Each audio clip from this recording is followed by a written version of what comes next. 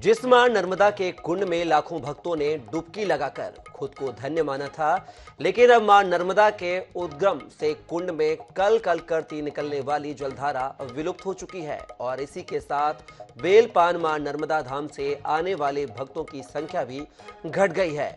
आखिर ऐसा क्या हुआ है कि मां नर्मदा रूठ गई है? देखिए बिलासपुर से संदीप करिहार की खास रिपोर्ट।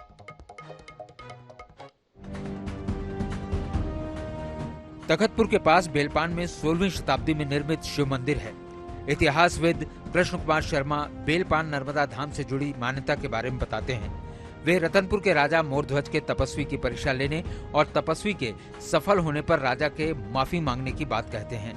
वे ये भी बताते हैं कि तपस्वी ने मां नर्मदा के टीले पर प्रकट होने के बाद भू समाधि ले ली। लोग उनकी समाधि पर नर्मदा का जल अर्पित करने लगे।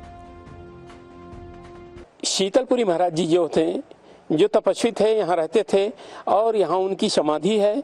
उन्हीं की तप बल से वो प्रतिदिन जाया करते थे मरकंटक और वहाँ से स्नान करके आया करते थे और इसी उनकी भाव भक्ति से नर्मदा मैया प्रसन्न हुई और उन्होंने कहा, बेटा तू वहीं रह, मैं तेरे आश्रम में ही आऊंगी और तेरे को यहाँ आने का कष्ट उठाना नहीं पड़ेगा। तो बोली, माँ मैं कैसे जानूंगा आप आओगी? तो उन्होंने बोला कि मैं जिस जगह उत्पन्न होंगी वहाँ पे बेल का पत्र मिलेगा। बेलपान नर्मदा धाम को लेकर गौवध के अपराध से मुक्ति की भी मान्यता है। आज भी लोग अनजाने में गौवध होने पर पाप मुक्ति के लिए यहाँ आते हैं। गौहत्या जैसे जाने अनजाने में हो जाते हैं, तो उस प्रकार मेरे साथ भी अनजान से हो गया था। तो प्राचीन काल से परंपरा रहा है, यहाँ सुने थे हम लोग कि वहाँ जाने से जो यहाँ का मान्यता है वो पूजा प्रतिष्ठा कराने से दूर हो जाते हैं करके। जैसे गाय को हम लोग मारते हैं, उसी प्रकार जैसे गाय रहेगा वैसे उसका रंग दिखते हैं।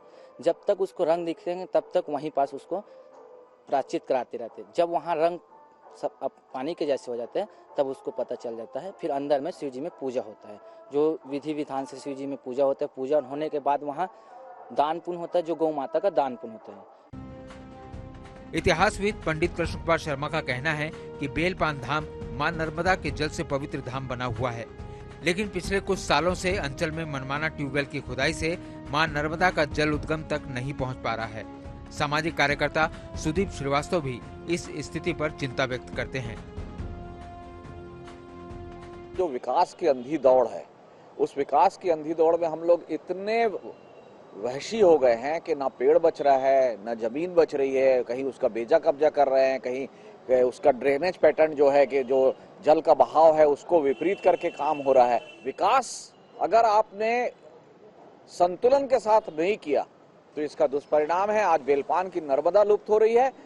जो योगी शीतलपुरी महाराज की तपस्या और उसकी भाव पूजन से मां नर्मदा इतनी प्रसन्न हुई कि वे यहाँ से उद्गम हुई। सीधे तौर पे देखिए, जो मेरे पीछे जो दृश्य आपको एक सुरंग नुमा जो नजर आ रहा है, वे मां नर्मदा का उद्गम स्थल है। बेलपान धाम के आसपास ज्यादा कर देना, जिसके कारण जो इस मुख्य स्रोत था वो कहीं न कहीं अब विलुप्त हो चुका है। यही वजह है कि अब नर्मदा और के बेलपान और तखतपुर के आसपास के लोगों को अब मां नर्मदा का दर्शन नहीं हो पा रहा है। 8 दिन बंद रहता है, पानी आ जाता है। कैमरामैन आशीष श्रीवास्तव के साथ संदीप करिहार, INX 24/7 बेलपान।